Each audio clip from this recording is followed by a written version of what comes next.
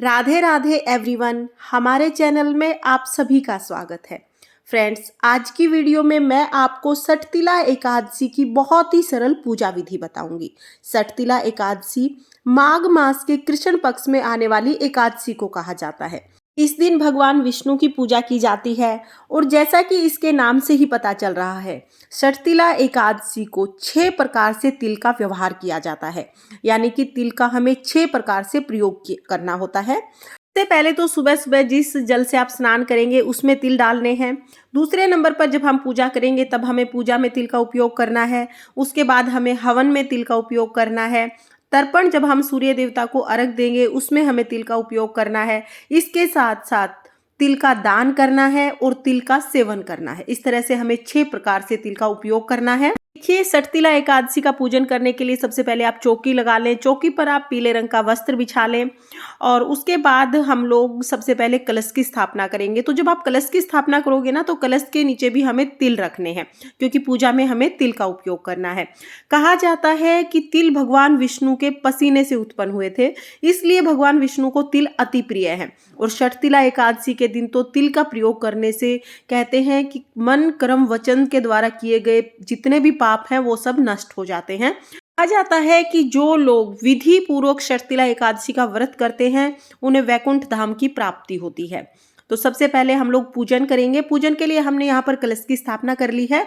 हम यहाँ पर दीप कलश की स्थापना करेंगे, यानी कि नारियल हम कलश पर ना रख के इस कलश पर हम दीपक रखेंगे। तो यहाँ पर मैंने घी का दीपक ले लिया है। आप तिल के तेल का दीपक भी ले सकते हैं। के बाद देखिए, अगर आपके पास विष्णु भगवान की फोटो या मूर्ति है तो आप विष्णु भगवान को विराजमान करा लें। अगर विष्णु भगवान की फोटो या मूर्ति नहीं है तो आप लड्डू गोपाल जी को भी विराजमान करा सकते हैं, क्योंकि लड्डू गोपाल जी कृष्ण जी का बाल स्वरूप हैं और श्री कृष्ण भगवान विष्णु भगवान का ही अवतार है। तो इसलिए हम लड्डू गोपाल जी को विराजमान करा देंगे। और इस दिन जब लड्डू गोपाल जी को आप स्नान कराएं तो आप तिल अवश्य डाल लें। चाहे आप पंचामृत से स्नान कराएं तब भी आप तिल उसमें डाल लें, या आप सिर्फ सिंपल जल से स्नान करा रहे हैं तो उसमें भी आप तिल जरूर डाल लें। इसके बाद हम गणेश जी को विराजमान कराएंगे। गणेश जी का पूजन सर्वप्रथम किया जाता है। फ्रेंड्स, इस वर्ष सठतिला एकादशी 28 जनवरी को की जाएगी और जो पारण का समय रहेगा वह 29 जनवरी को सुबह 7:12 से 9:28 तक का रहेगा।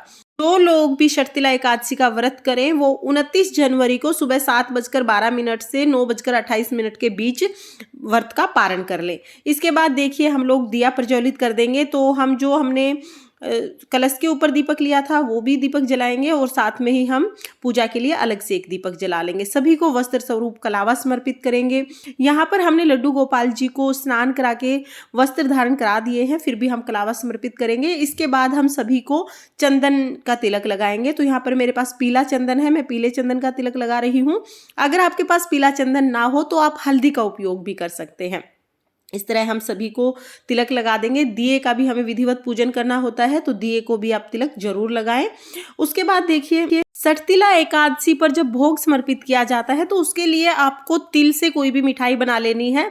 आप तिल की बनी हुई कोई भी चीज़ ले सकते हैं जिसका आप भोग समर्पित कर सकते हैं। अगर आपने मिठाई नहीं बनाई है तो फिर आप खाली तिल भी समर्पित कर सकते हैं। यहाँ पर मैंने एक पात्र में तिल ले लिए हैं। ये तिल मैं गणेश जी को समर्पित करूँगी। साथ ही हम दिए में भी तिल जरूर डालेंगे और उसके बाद हम तिल समर्पित कर देंगे। कहते हैं कि अग्नि में जब तिल डाले जाते हैं तो जितने तिल चटकते हैं उतने ही हमारे पापों का नाश होता है। तो आप जो भी दीपक प्रज्वलित करें उसमें आप जरूर से तिल डालें। उसके साथ ही आप कोई भी भोग समर्पित कर सकते हैं, मेवे का, मिश्री का या तिल से बनी हुई किसी भी मिठाई का हम भोग समर्पित कर देंगे।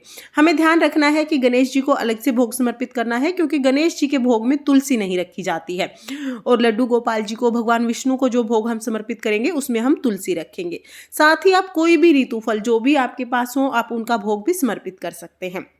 इसके बाद हमें व्रत की कहानी सुननी होती है। सठतिला एकादशी की व्रत कथा सुनने के लिए हाथ में तिल और फूल ले लेंगे। फिर हम सठतिला एकादशी की व्रत कथा सुनेंगे। व्रत कथा की वीडियो आपको मेरे चैनल पर मिल जाएगी, लिंक मैं आपको डिस्क्रिप्शन में दे दूंगी, आप वहां से देख सकते हैं।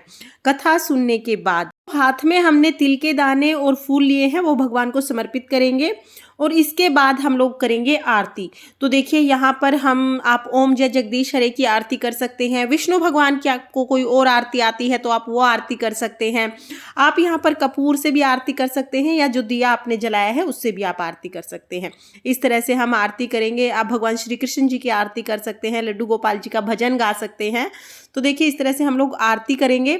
आरती करने के बाद हम लोग पूजा में रही कमियों के लिए हाथ जोड़कर भगवान से क्षमा याचना करेंगे और अपनी मनोकामना पूर्ण करने के लिए भगवान से प्रार्थना करेंगे। फ्रेंड्स, इस तरह हम षटतिला एकादशी की पूजा करते हैं।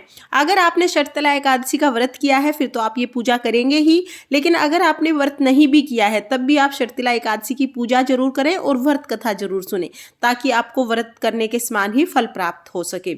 अगर आपको षटतिला एकादशी की पूजा विधि का ये छोटा सा वीडियो पसंद आया हो तो वीडियो को लाइक करना और चैनल को सब्सक्राइब करना। देखने के लिए बहुत बहुत धन्यवाद। राधे राधे।